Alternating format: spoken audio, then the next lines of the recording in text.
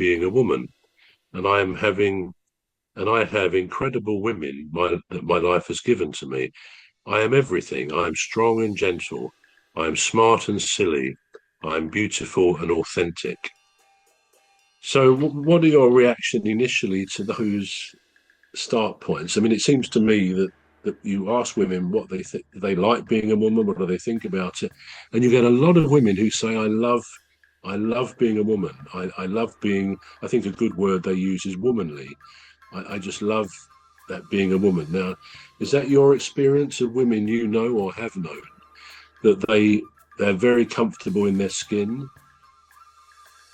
Um, okay.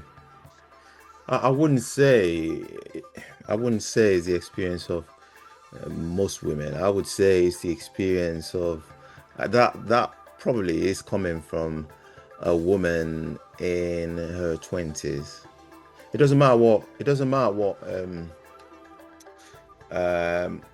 what century or age she lives in or she's lived in, but it's the age group or the age band. um 20 is giving a 20 something vibe, you know. I'm strong, I'm independent, I'm this, I'm that. I think women before this time were a bit more realistic. They're a bit more realistic. So, and I'm going probably our sisters, our mothers, people of our generation. They're a bit more down to earth. They uh they probably not when they were younger. No. But as they grow older, as women grow older, they're a bit more realistic about their place in the society, their place in life. And I'm not saying it's beneath men, but I'm just saying their place generally, as it's being perceived by the society in general. And so women, that quote is not, it's not very it doesn't portray, it only portrays a few number of women. And Yeah, that, like I absolutely. said, is within the younger generation. There's nothing wrong with that. There's nothing wrong with self-confidence, self-esteem, being confident in your own skin. There's nothing wrong with that. But it's, you know, um, it's not always the reality, is it? It's No, no. yeah. Okay, well, a couple of more technical things about women. Right. They have much better immune systems than men. Now, the reason for that is scientifically that they have the presence of two X chromosomes, because there's a genetic material apparently is attached to the X chromosome, and that actually protects it. What it can do, it can shut down this material. It can shut down other genes, which are not conducive to good health, which may cause infections or whatever. So by having two of these, whereas us men have only got one, so we get Ah. half the benefit.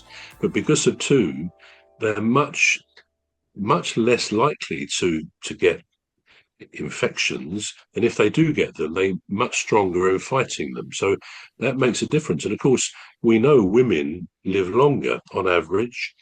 I don't know what, I suppose in the Western world it may be 3 to 5 years longer, but that's largely because of the difference in chromosomes. So Ah. they have these chromosomes. The other thing is, and we've got to be a bit careful with this one, but women's brains work differently to men's. I don't. I won't let you loose on that at the moment because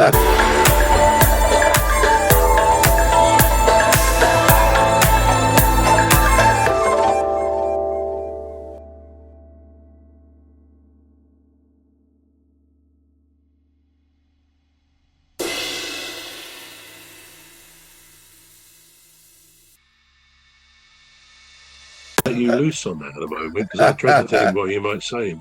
But in fact, they do work. They do work differently. There's been all sorts of research on this, um, and one of the main things is that they use both hemispheres of their brain, both sides of their brain, a lot more than men do.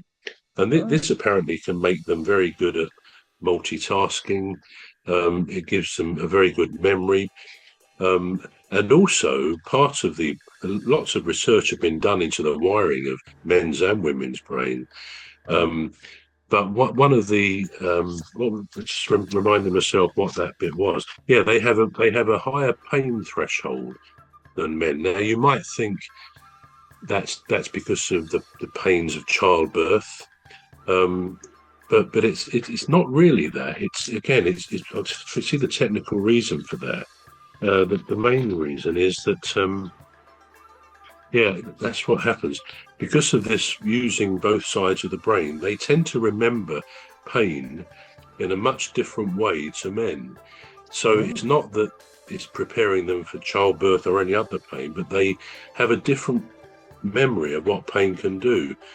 So that effectively, you could say with childbirth being quite a painful thing, to say the least, many women would say, "Oh, I'm not having any more children after that," but and some don't for various reasons. But most women do go on to have more, so it's not like they're really put off by the pain that they've gone through. So they have different elements in their brain which prepare them for the roles in life that they've got. So we know they live longer. We know their brains operate differently. Women, what about this? Do you think women are great leaders? Ah. Hmm. I gotta be careful how I answer this. Uh, What do you think? well, um, I don't agree with that.